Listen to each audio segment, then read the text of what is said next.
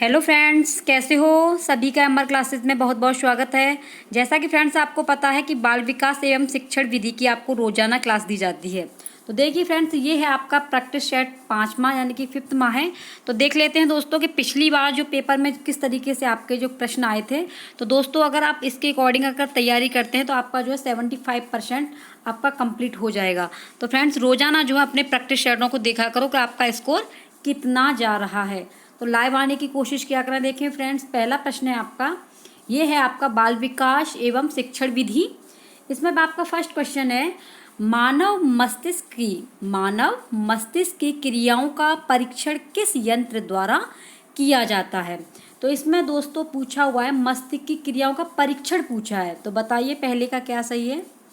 पहले का है आपका तीसरा इलेक्ट्रोएन्सेफेलोग्राम, ठीक है, ये आपका तीसरा सही है। अगला है जोशी सामान्य मानसिक क्षमता परीक्षण है। दूसरा पूछ रहा है जोशी सामान्य मानसिक क्षमता परीक्षण है। तो बताइए शाब्दिक बुद्धि परीक्षण या अशाब्दिक बुद्धि परीक्षण या क्रियात्मक बुद्धि परीक्षण या आभासीय बुद्धि परीक्षण। दूसरे का क्या है? दूसरे का है दोस्तों शाब्दिक बुद्धि परीक्षण, ठीक है। अगला है एक व्यक्ति को दूसरे व्यक्ति द्वारा विकल्प चुनने, समायोजन करने तथा अपनी समस्याओं का समाधान करने में दी गई सहायता कहलाती है। क्या कहलाती है? अभिप्रेरणा, मार्गदर्शन, उपकार, कल्पना। बताइए फ्रेंड्स, ये है आपका मार्गदर्शन। क्यों? क्योंकि एक व्यक्ति अब दूसरे व्यक्ति द्वारा विकल्प चुनने के लिए समायोजन करता है तो उसकी समस्या को जो समाधान होता है उसे क्या बोलते हैं? मार्गदर्शन। अगला क्वेश्चन है उद्देश्यों की दृष्टि से कौन सा शिक्षण का एक प्रकार नहीं है? नहीं पूछा है। ज्ञानात्मक शिक्षण, भावात्मक शिक्षण, क्रियात्मक शिक्षण या कलात्मक शिक्षण। कौन सा नहीं है दोस्तों? तो फोर्थ का देखिए कलात्मक शिक्षण नहीं है, क्योंकि ज्ञानात्मक शिक्षण होता है, भावात्मक शिक्षण होता है, क्रियात्मक भी होता है, लेकिन आपका भावात्मक शिक्षण नहीं होता है, ठीक है। अगला क्वेश्चन है ओलपोर्ट ने क्या बोल रहा है वो? ओलपोर्ट ने अपने व्यक्तित्व सिद्धांत में व्यक्तित्व को किस रूप में माना है? तो बताइए जीव केंद्रित, काल्पनिक सत्ता, मस्तिष्क में स्थित, अवैचारिक सत्ता। बताइए दोस्तों, 5वें का है जीव में केंद्रित, ठीक है। 5वें का आपका फर्स्ट सही है। अगला है बालक को आनंद प्रदान करने वाली द्वारा नैतिक शिक्षा देनी चाहिए। तो खाली जगह में क्या आएगी? सरल कहानियों, वस्तुओं, तकनीकी, इनमें से कोई नहीं। बताइए। तो 6वें का आपका सरल कहानियाँ। बालक की बात हो रही है फ्रेंड्स, और आप तकनीकी और वस्तुओं के बारे में बच्चों को नहीं बता सकते हैं। इन बच्चों को आप जो बालक को आनंद प्रदान करने वाली जो चीज़ें होंगी वो सरल कहानियाँ होंगी, ठीक है। तो इसका फर्स्ट सही है। अगला है बाल्यकाल में बालकों में गैंग निर्माण के विषय में कौन सा कथन सत्य है? गैंग निर्माण के में पूछा है दोस्तों। तो नंबर फर्स्ट पे है उन्हें एक निश्चित दायरे के अंदर ही क्रियाशील रखा जाए, उनसे विद्यालय के अंदर ही क्रियात्मक कार्य कराए जाए। इस प्रकार के किसी गैंग की आवश्यकता बाल्यकाल में नहीं होती है। इन्हें प्रौढ़ व्यक्तियों की देखरेख तथा निर्देशन में ही आगे बढ़ने की प्रेरणा देनी चाहिए। तो कौन सा कथन सत्य बताइए फटाफट से। ये है आपका फोर्थ, इन्हें प्रौढ़ व्यक्तियों की देखरेख तथा निर्देशन में ही आगे बढ़ने की प्रेरणा देनी चाहिए, ठीक है। अगला क्वेश्चन है बालक में समाजीकरण के विकास का मुख्य उद्देश्य क्या है? व्यक्तिगत समायोजन में वृद्धि करना, बालक की अभिव्यक्तियों का विकास करना, समूह मानकों की अधिग्रहणशील बनाना या सामाजिक समूहों के प्रतिमानों को विकसित करना। बताइए। 8वें का दोस्तों फोर्थ सही है, सामाजिक समूह के प्रतिमानों को विकसित करना, ये आपका सही है। अगला क्वेश्चन है खेल क्रियाएं बालकों के किस आयु वर्ग पर अपनी चरम सीमा पर होती है? पूर्व विद्यालय अवस्था पर, प्राथमिक विद्यालय अवस्था पर, जूनियर हाई स्कूल स्तर पर या सीनियर हाई स्कूल स्तर पर। बताइए 9वें का। तो ये है दोस्तों जूनियर हाई स्कूल स्तर पर, क्योंकि ये जूनियर का ही पेपर है आपका, इसलिए इसमें दोस्तों जूनियर हाई स्कूल में ही आएगा, ठीक है। क्योंकि ये पूछा भी है खेल क्रियाएं बालकों के किस आयु वर्ग पर अपनी चरम सीमा पर होता है, तो ये जूनियर के हाई स्कूल स्तर पर हो जाती है। अगला क्वेश्चन है 7 वर्ष तक के बालक बालिकाओं की एक मुख्य विशेषता क्या होती है? केवल समलिंगी बालकों के साथ खेलते हैं, लिंग विभेद पर ध्यान नहीं देते, मानव प्रवृत्तियों को प्रमुखता प्रदान करते हैं। उपरोक्त में से कोई नहीं। बताइए। 7वां 10वें का बताइए फटाफट से। मुख्य विशेषता है, तो 10वें का आपका कौन सा सही है? 10वें का आपका दूसरा। लिंग विभेद पर ध्यान नहीं देते हैं। जो 7 वर्ष के बच्चे होते हैं, बालक बालिका जब खेलते हैं, उनकी मुख्य विशेषता होती है कि वे लिंग विभेद के बारे में जानते भी नहीं, तो उस पर ध्यान क्या देंगे दोस्तों? तो ये आपका सेकंड सही है। ठीक है, अगला है फ्रेंड्स, भाषा को परिभाषित करने के लिए। भाषा को वेरी वेरी इंपॉर्टेंट है दोस्तों, ये आपकी हिंदी में भी आता है। ठीक है, भाषा को परिभाषित करने के लिए उपयुक्त है जैविक विकास का परिणाम, उत्तम समस्या समाधान की दिशा में एक कदम, अनुभवों को प्रकट करने का उत्तम उपाय, आत्म उन्नति का माध्यम। बताइए 11वें का। तो 11वें का है दोस्तों अनुभवों को प्रकट करने का उत्तम उपाय। ठीक है, वेरी वेरी इंपॉर्टेंट है ये।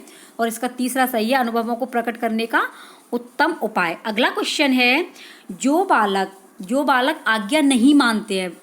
फ्रेंड्स, पहले क्वेश्चनों को सुना करो, फिर इसका आंसर फटाफट से दिया करो, क्योंकि दोस्तों आपको पता होना चाहिए कि आपका स्कोर कितना चल रहा है। दोस्तों रोजाना मैं प्रैक्टिस सेट करा रही हूँ आपके, तो डेली आप लाइव आया करो, जिससे 10-15 मिनट की वीडियो होती है दोस्तों, कोई ज़्यादा बड़ी भी नहीं है। अगर 10-15 मिनट आप निकाल लेंगे तो कम से कम आपको ये पता पड़ जाएगा कि आपका इस तरीके का पेपर आता है। ठीक है दोस्तों, तो देख लेते हैं, जो बालक आज्ञा नहीं मानते हैं उन बालकों के साथ कैसा व्यवहार किया जाना चाहिए? बताइए।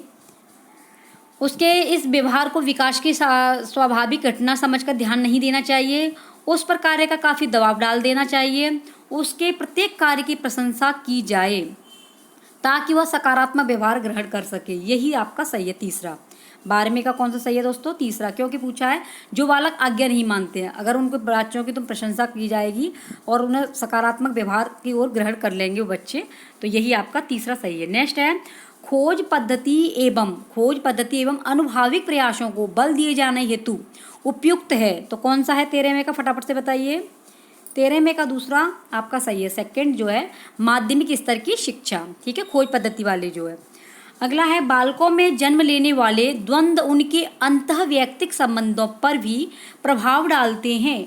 इन द्वंद्व में निहित है, क्या निहित है? तो 14वें का बताइए दोस्तों। असुरक्षाएं, असक्षमताएं या स्नायु असंतुलन। तो आपका तीसरा सही है, स्नायु असंतुलन। अगला क्वेश्चन है आपका, कक्षा में बालकों के मानसिक स्वास्थ्य को निम्न में से अधिक प्राथमिकता प्रदान नहीं की जा सकती।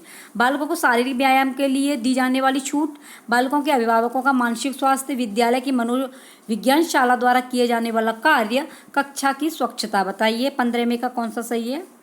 दूसरा, बालकों के अभिभावकों का मानसिक स्वास्थ्य। देखिए फ्रेंड्स, आपके पास में नोट्स बहुत रखे होंगे। ठीक है, नए नोट्स लेने की कोशिश न करें। आप जो भी आपके पास नोट्स रखे हुए हैं उनका दोस्तों रिवीजन कीजिए। आपके नोट्सों में जंग लग जाएगी अगर आप रिवीजन नहीं करेंगे।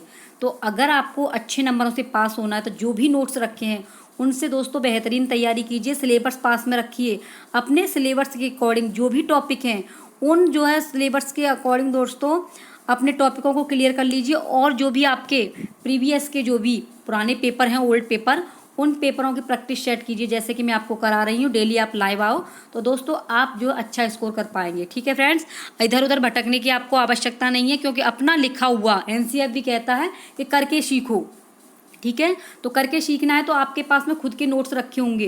जब नोट्स रखे हुए हैं तो दोस्तों इधर उधर भटकने की कोई ज़रूरत ही नहीं है। आप अपने नोट्सों की तैयारी कीजिए, अपने नोट्सों से पढ़िए और प्रैक्टिस सेट लगाइए। ठीक है, अगला क्वेश्चन है, निम्न में से क्या सकारात्मक अभिवृत्ति के विकास में महत्वपूर्ण भूमिका अदा करता है? तो बताइए 16वें का दोस्तों क्या सही है? 16वें का है, राहुल के बारे में उसके माता पिता को बताना कि वह आलसी एवं कामचोर है, ये अदा करता है। अगला क्वेश्चन है, आपकी कक्षा का एक बालक अल्पकालीन स्मृति की समस्या से ग्रस्त है, उसकी स्मृति निम्न में से कितनी अवधि की हो सकती है? बताइए दोस्तों 17वें का 20 सेकेंड। कितनी? 20 सेकेंड, यानी कि इसका 17वें का सेकेंड सही है। अगला क्वेश्चन है, आपकी कक्षा का एक बालक मनोज किसी प्रश्न को हल कर लेता है, उसका सर्वोच्च पुरस्कार क्या है? तो 18वें का बताइए फटाफट से दोस्तों, क्या है? उसे उस प्रश्न को हल करने की विधि का ज्ञान हो गया है। सर्वोच्च पुरस्कार क्या है? तो उसे उस प्रश्न को हल करने की विधि का ज्ञान हो गया है। तो 18वें का आपका 4 सही है। अगला है फ्रेंड, प्रेरणा के क्षेत्र में अंतर्नाद सिद्धांत को प्रतिपादित किया था? तो ये प्रेरणा के क्षेत्र में किसने किया है बताइए 19वें का? तो ये किया है आपके हल ने। अंतर्नोद वाला जो दिया है वो हल ने दिया है, ठीक है। अगला है, बालक में उत्पन्न वह दशा है जो किसी निश्चित उद्देश्य की पूर्ति के लिए उससे निश्चित व्यवहार को स्पष्ट करती है। तो बताइए 20वें का? ये है दोस्तों आपका अभिप्रेरक। क्या है? अभिप्रेरक। अगला है, बालकों को गृह कार्य देने का मुख्य उद्देश्य क्या है? उन्हें दंड देने के लिए, कक्षा अधिगम को सुदृढ़ करने के लिए, विद्यालय की गंभीरता का संदेश देने के लिए, बालकों को घर में व्यस्त रखने हेतु। बताइए 21वें का क्या सही है? तो दोस्तों कक्षा अधिगम को सुदृढ़ करने के लिए, दंड नहीं दे सकते हैं, गंभीरता का संदेश भी नहीं दे सकते, बालकों को व्यस्त भी नहीं रख सकते, कक्षा अधिगम को सुदृढ़ करने के लिए बालकों को गृह कार्य देने का मुख्य उद्देश्य है, ठीक है। अगला क्वेश्चन है, पूर्व माध्यमिक कक्षाओं में बालक बहुत क्रियाशील होते हैं, ऐसी स्थिति में शिक्षक को निम्न में से क्या करना चाहिए? उनकी क्रियाशीलता को कम करने की कोशिश करेंगे, बताइए, उनकी क्रियाशीलता का अध्ययन करेंगे, उनकी क्रियाशीलता को रोकेंगे, उनकी क्रियाशीलता की सहायता से उन्हें कुछ उपयोगी शिक्षा देंगे। तो कौन सा सही है दोस्तों 22वें का? उनकी क्रियाशीलता का अध्ययन करेंगे, ठीक है। ये 22वें का आपको दोस्तों दूसरा बिल्कुल सही है। अगला है, अधिगम की प्रयत्न और भूल विधि में सबसे अधिक महत्वपूर्ण तत्व है। तो क्या तत्व? लक्ष्य प्राप्ति, सकारात्मक क्रिया, प्रेरणा, अधिकाधिक अभ्यास। बताइए 23वें का? तो इसमें दोस्तों प्रयत्न एवं भूल में अधिकाधिक अभ्यास। दोस्तों अधिकाधिक अभ्यास करो आप लोग, प्रयत्न और भूल। प्रयत्न करोगे तो प्रयत्न कब करेंगे? जब आप अधिकाधिक प्रयास करेंगे, तो भूल आपकी ख़त्म हो जाएगी, भूलना ही आप ख़त्म कर देंगे। तो दोस्तों जितना हुआ करे आप लोग अभ्यास कीजिए, जो भी आपके पास में नोट्स रखे हुए हैं उनका रिवीजन कीजिए फ्रेंड्स। रोज़ाना लाइव आइए जिससे आपका रिवीजन हो सके। अगर टाइम नहीं मिल रहा है तो आप दोस्तों यूट्यूब की सहायता ले सकते हो। अगर आपको भूलने की बीमारी है तो रिवीजन आपको भूलने की बीमारी से दूर कर देगा, ठीक है फ्रेंड्स। तो इसका जो है आपका 23वें का 4th सही है। अगला क्वेश्चन है आपका, कक्षा में अनुशासन की समस्या एक प्रमुख समस्या है, इसका प्रमुख कारण क्या है? तो 24वें का बताइए दोस्तों। 24वें का आपका 4th सही है, ठीक है, ये वाला सही है। जब एक बालक आपको देखकर बिल्कुल आपकी तरह व्यवहार प्रकट करता है तो उसे आप क्या कहेंगे? अनुकरण, अंतर्दृष्टि, प्रयत्न, भूल, अनुबंधन। बताइए 25वें का? दोस्तों अनुकरण, जैसा जैसा बच्चा करे, जैसा आप कर रहे हैं वैसा ही बालक कर रहा है तो उसे क्या कहेंगे? अनुकरण, दोहराना, ठीक है। अगला क्वेश्चन है, एक व्यक्ति शिक्षक के रूप में नियुक्त होकर किसी विद्यालय में कक्षा 6 के कक्षा शिक्षक के रूप में जाता है। कक्षा में जाते ही यह सभी बालकों के नाम पूछना शुरू कर देता है। इस क्रिया से शिक्षक को क्या लाभ है? तो बताइए 26वें का क्या है फ्रेंड्स? तो 26वें का आपका तीसरा सही है। बालकों के साथ शिक्षक का संबंध बढ़ेगा। जहाँ पर भी संबंध की बात आ जाए फ्रेंड्स वो आपका बिल्कुल राइट है, ठीक है। क्या लाभ है? तो ये बालक और शिक्षक का संबंध बढ़ जाएगा। अगला क्वेश्चन है, एक प्रतिभाशाली बालक आपके द्वारा दिए गए कार्यों में बिल्कुल रुचि नहीं लेता है। ऐसी स्थिति में आप क्या करेंगे? बताइए। उसे मनपसंद कुछ भी पढ़ने की सलाह देंगे, उसे विशिष्ट कार्य प्रदान करेंगे, उसे आगामी कक्षा के कार्य संपादन का भार सौंपेंगे, उसे विद्यालय के उपरांत रुककर कार्य समाप्त करने का आदेश देंगे। बताइए 27वें का? तो 27वें का क्या है? उसे विद्यालय के उपरांत रुककर कार्य समाप्त करने का आदेश देंगे। 27वें का आपका 4th सही है, ठीक है फ्रेंड्स। अगला है, रुचियों के संबंध में निम्न में से क्या सत्य है? रुचियों के संबंध में बताइए। 28वें का दूसरा, रुचियों की उत्पत्ति वातावरण में उपस्थित अवसरों पर निर्भर करती है, ठीक है फ्रेंड्स। अगला है आपका, बालक के विकास का निर्धारण करने के लिए उपयुक्त तरीका है। तो उपयुक्त तरीका क्या है बालक का विकास का निर्धारण करने के लिए? तो 29 का दूसरा सही है, बालक की आनुवंशिकता तथा वातावरण दोनों की जटिल संरचना के द्वारा, ठीक है। 30वां है लास्ट दोस्तों, किसी बालक को व्यवहार का उपयुक्त प्रशिक्षण देने हेतु आप सर्वाधिक आवश्यक मानते हैं। क्या मानते हैं? पुरस्कार को, सामाजिक प्रशंसा को, दंड को, स्वयं को एक अच्छे व्यवहार के उदाहरण के रूप में प्रस्तुत करना। बताइए 30वें का फ्रेंड्स? तो यही है आपका, स्वयं को एक अच्छे व्यवहार के उदाहरण के रूप में प्रस्तुत करना। आई होप दोस्तों आपको वीडियो जरूर पसंद आई होगी। फ्रेंड्स आपको रोजाना मैं 30 क्वेश्चन कराती हूँ, इसलिए दोस्तों आप अपने रिवीजन के लिए लाइव आया करो। ठीक है फ्रेंड्स, मिलते हैं कोई नेक्स्ट प्रैक्टिस साथ के साथ में। तो आपका जो है प्रैक्टिस सेट बहुत ही ज़बरदस्त है फ्रेंड्स, जैसे पिछली परीक्षाओं में आए वही है। तो अगला प्रैक्टिस सेट होगा तो आप लोग दोस्तों लाइव जरूर लाना। अगर चैनल को सब्सक्राइब नहीं किया है तो जिन भी हमारे जो भाई बहन हैं, हमारा परिवार है जो नए हैं, वो दोस्तों नई अपडेट पाने के लिए चैनल को सब्सक्राइब कर लेना और वीडियो को लाइक कर देना, जितना हो सके दोस्तों शेयर कर देना। ठीक है फ्रेंड्स।